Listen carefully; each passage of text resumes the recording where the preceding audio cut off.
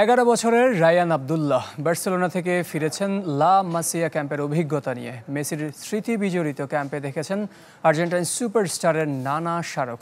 নিজেও পেয়েছেন বিশ্বের 36 দেশের খুদে ফুটবলারদের মিলন মেলার অভিজ্ঞতা, যেখানে একমাত্র বাংলাদেশি ছিলেন তিনি। পেয়েছেন কোচদের পরামর্শ।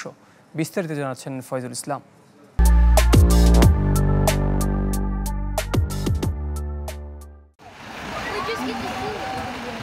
রায়ান আব্দুল্লাহ 11 বছরের কিশোর স্পেন থেকে ফিরলেন বার্সেলোনার লা মাসিয়া একাডেমির সামার ক্যাম্পের অভিজ্ঞতা নিয়ে। ঢাকার বাছাই বাংলাদেশ থেকে সুযোগ পেয়েছিলেন একমাত্র রায়ান। নানা প্রক্রিয়ার পর বার্সেলোনা থেকে এক সপ্তাহের ক্যাম্প করে ফিরলেন। 36 দেশের 108 খুদে ফুটবলারের মিলন মেলা, বিশ্বের অন্যতম শীর্ষ ক্লাবের একাডেমির অভিজ্ঞতায় মুগ্ধ রায়ান। বাবা মাও গিয়েছিলেন স্পেন, তবে 7 দিন ক্যাম্পে শহীদদের সাথে ছিলেন এই কিশোর।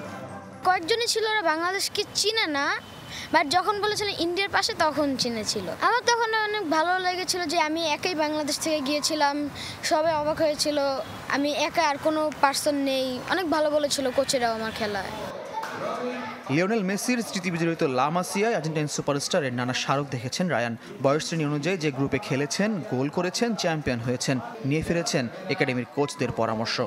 মেসির আমি 8টা ভ্যালেন্টিয়ার দেখেছিলাম এবং গোল্ডেন বুটগুলো পরে মেসি জামা যেটা পরে বার্সেলোনা খেলেছিল ওগুলো দেখেছিলাম। ওইখানে কোচদের যে অনুভূতি সেটা হচ্ছে ও একটা ন্যাচারাল ট্যালেন্ট।